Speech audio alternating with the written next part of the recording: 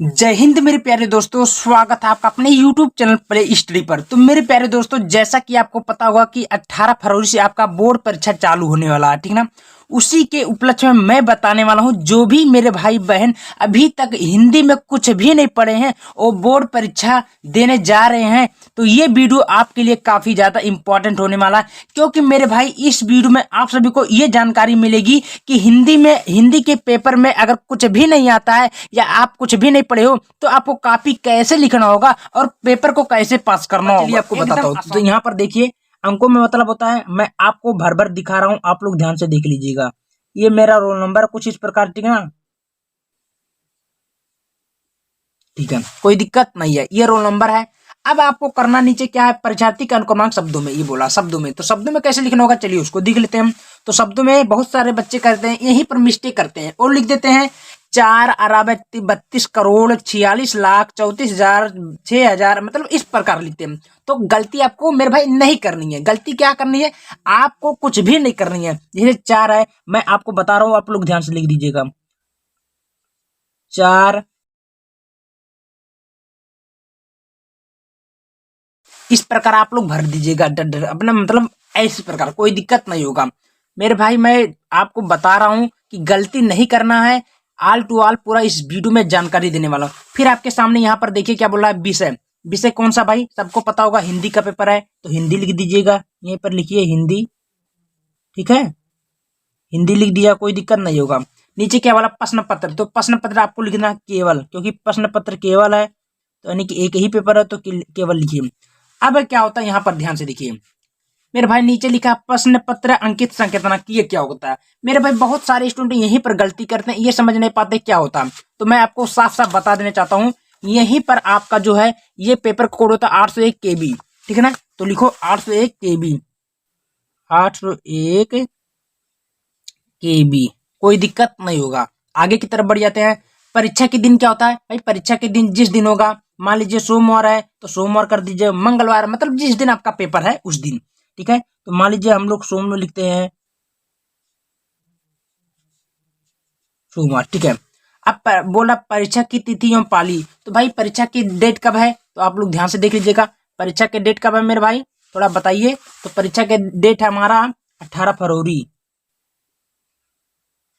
18 फरवरी, sorry हाँ, फरवरी 2026।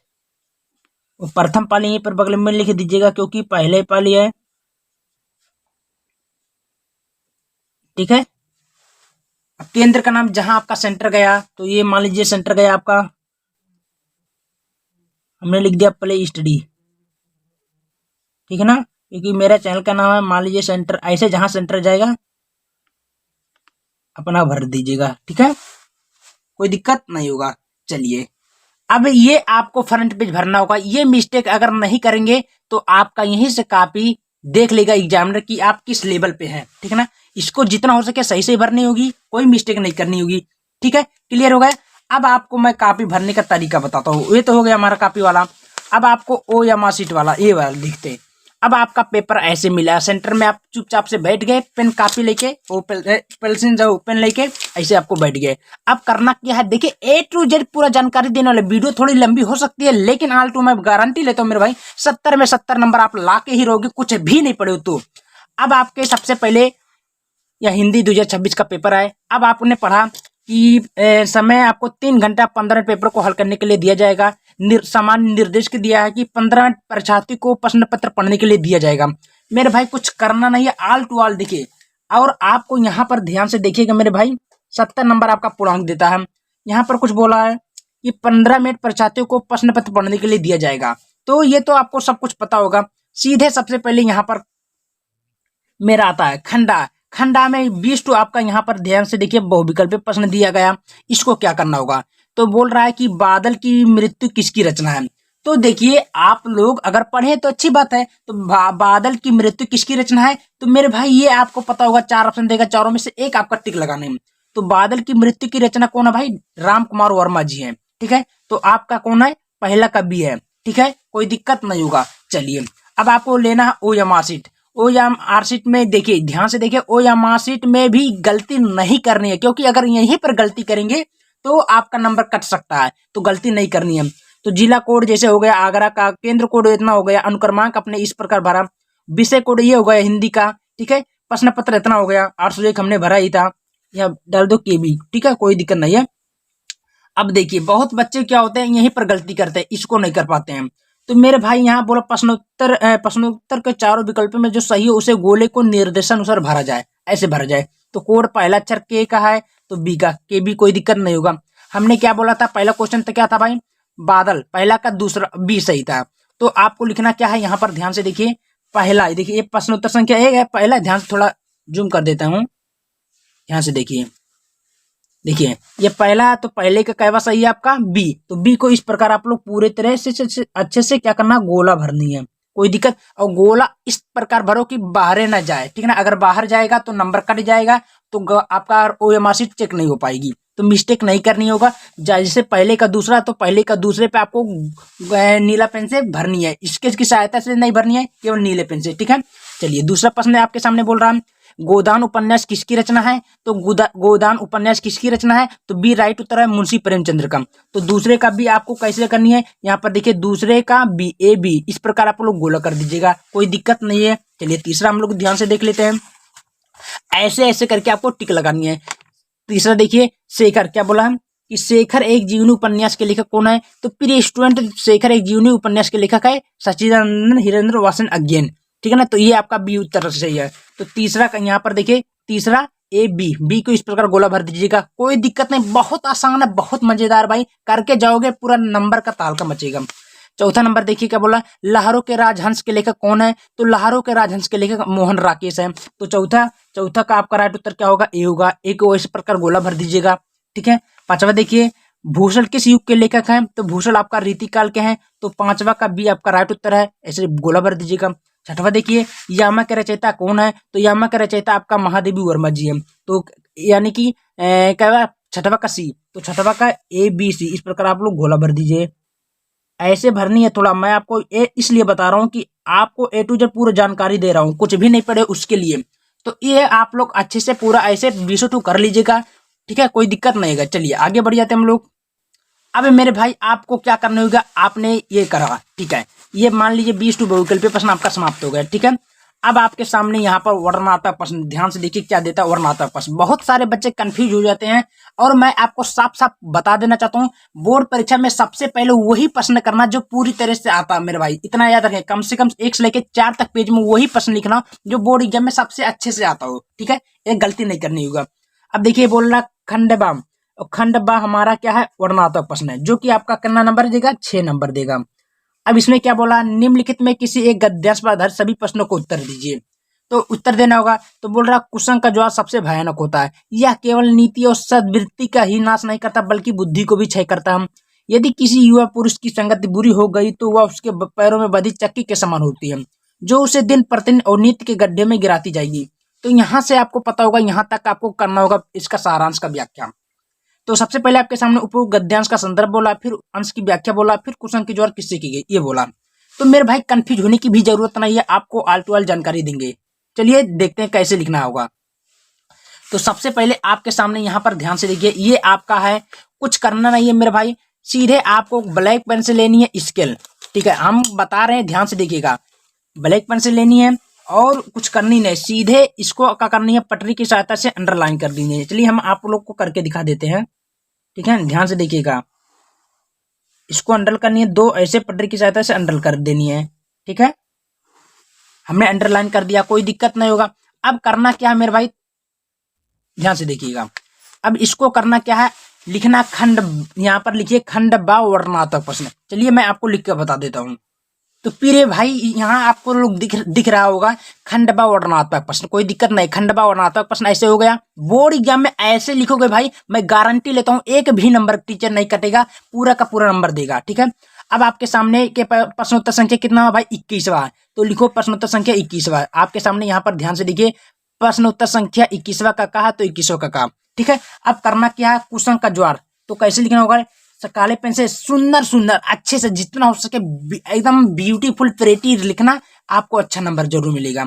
तो संकेत में लिखिए कुसंग का ज्वार, लिखिए कुसंग का ज्वार डर डर डर कह 6 करता है, कोई दिक्कत नहीं, 6 करता है। हो गया काम। चलिए अब सबसे पहले आपके सामने उपगद्यांश का संदर्भ लिखिए। तो संदर्भ कैसे लिखना, चलिए आपको बता देता हूँ। लिखना होगा कि प्रस्तुत गद्यांश हमारे पाठ्य पुस्तक हिंदी के गद्य खंड में संकलित पाठ का क्या नाम था भाई, मित्रता। काले पेन से इसको कर देनी है। नमक पाठ से लिया गया है, जिसके लेखक कौन है भाई, आचार्य रामचंद्र शुक्ल लीजिए। कोई दिक्कत मेरे भाई, हो गया, कोई दिक्कत नहीं है, ऐसे लिखनी होगी। देखिए कितना बेहतरीन तरीके से लिखा गया है। इसी प्रकार आप हेडिंग पहले डालिए और इसी प्रकार काले और नीले पेन से लिखिए। बोर्ड एग्जाम में मैं गारंटी लेता हूं टीचर एक भी नंबर नहीं काटेगा, खुश होकर पूरा नंबर देगा। ठीक है, चलिए अगला क्वेश्चन क्या बोल रहा भाई, देखिए गद्यांश के रेखांक अंश की व्याख्या बोला। तो व्याख्या कैसे करनी है, चलिए उसको भी देख लेते हैं। तो आपको कुछ करना नहीं है, नीचे डालना हो काले पेन से रेखांकित अंश की व्याख्या। फिर आपको करने क्या है, लिखना कि आचार्य रामचंद्र शुक्ल जी कह रहे हैं कि कुसंग, यानी कि कुसंग मतलब तो बुखार का ज्वार सबसे भयानक होता है। या केवल बुद्धि का सद यानी कि बुद्धि का ही नहीं बल्कि सद्वृत्ति का ही, बल्कि नहीं बुद्धि को समाप्त करता है, यानी कि सद्वृत्ति के साथ साथ बुद्धि को भी क्षय करता है। तो इस प्रकार अपना छोटा सा मोटा सा जो भी अपना व्याख्या कर लीजिएगा। फिर आपके सामने अगला क्वेश्चन बोला है, कुसंग की तुलना किससे की गई है। तो कुसंग की तुलना घातक बीमारी के साथ की गई है। तो इस प्रकार आप लोग इसका गद्यांश, ऐसे गद्यांश को हल करनी है। यहाँ पर कोई दिक्कत कोई प्रॉब्लम होगा तो कमेंट बॉक्स में जरूर करिएगा, उसका भी सोल्यूशन मेरे पास रहेगा। ठीक है ना, चलिए तो ये क्लियर हो गया। चलिए अब ऐसे प्रकार हम लोग आगे बढ़ जाते हैं। देखिए अब मान लीजिए हमको नहीं आ रहा, हमको सीधे जीवन परिचय आ रहा है। बहुत बच्चे क्या होते हैं, कंफ्यूज होते हैं कि लाइन बाय लाइन कोशिश करते हैं कि करने के लिए। तो मेरे भाई हमने क्या बोला है कि टीचर जब कॉपी चेक करता है तो कम से कम 1 से लेकर 4 पेज 5 पेज तक का वो थोड़ा ध्यान से चेक करता है, यानी कि उसको थोड़ा मिला कर चेक करता है। अगर आपने सही किया है तो आगे बढ़ जाएगा, कॉपी नहीं देखेगा। मतलब ध्यान करना क्या है, हमको थोड़ा होशियारी करनी है कि 1 से लेकर 4 तक पेज में वही प्रश्न लिखना है जो पूरी तरीके से अच्छे से आता होगा। तो यहाँ पर देखिए निम्नलिखित में किसी एक लेखक का जीवन परिचय देते हुए उनकी रचना को लिख रहे भाई। तो यहाँ पर छठवा देखिए जीवन परिचय बोला है, तो यहाँ पर 5 नंबर के मिला। तो जयशंकर प्रसाद का बोला है, भगवत सरल उपाध्याय का बोला है। ठीक है, तो इसको कैसे लिखेंगे, चलिए उसको भी बता देते हैं भाई कैसे लिखना होगा। तो यहाँ पर आपको प्रश्नोत्तर संख्या डाल लेनी है, कितना है, अब लिखना है जयशंकर प्रसाद। ठीक है, ध्यान से देखिए कितना बेहतरीन तरीके से लिखा गया है। बोर्ड परीक्षा में ऐसे लिखना होगा। तो जीवन परिचय जयशंकर प्रसाद का आया, तो सबसे पहले आपको क्या क्या ध्यान देनी है बात को। सबसे पहले आपको काले पेन से डालना प्रश्नोत्तर संख्या हेडिंग लिखना जयशंकर प्रसाद।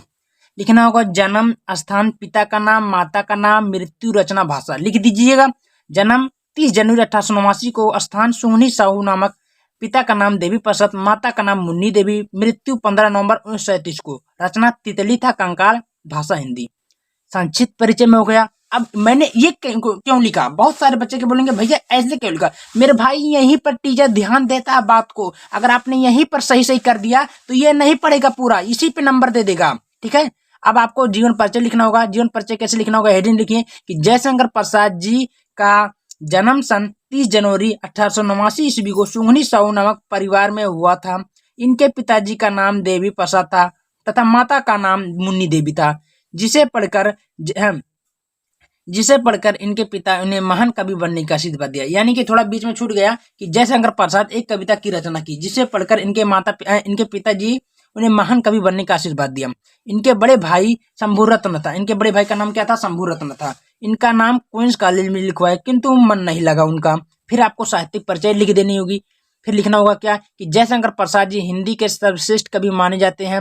फिर उसका मैं लिख दो, इसकी रचना लिख दो कि इनकी रचना निम्नलिखित है, आकाशदीप, लहर, तितली, कंकाल आदि। फिर शैली को भावनात्मक। भाई क्या दिक्कत है, नहीं लिख पाओगे, कितना बड़ा बताओ, इतना आसान शब्दों में लिखना है मेरे भाई, पूरा का पूरा नंबर मिलेगा। यही इस प्रकार लिख दीजिएगा। ठीक है, कोई दिक्कत नहीं। आगे तरफ हम लोग बढ़ जाते हैं। हमारा अगला क्या बोला, आपको ऑल टू ऑल में बोला हूं कि ऐसे लिखोगे भाई एक भी टीचर नंबर नहीं छोड़ेगा, पूरे का पूरा नंबर देगा। और इस प्रकार आप जो भी आता है, चाहे कविता लिखो चाहे जो लिखो, पूरा का पूरा नंबर पा सकते हो। तो आप लोग कमेंट करके बताइएगा वीडियो कैसा लगा मेरे भाई। अगर वीडियो पसंद आती है वीडियो को शेयर सब्सक्राइब जरूर करें। और ये वीडियो आपके लिए काफी ज्यादा इंपॉर्टेंट है। तो मेरे भाई इस प्रकार ऐसे ही कॉपी लिखना, एक भी टीचर नंबर नहीं काटेगा, पूरे का पूरा नंबर देगा। ठीक है, धन्यवाद।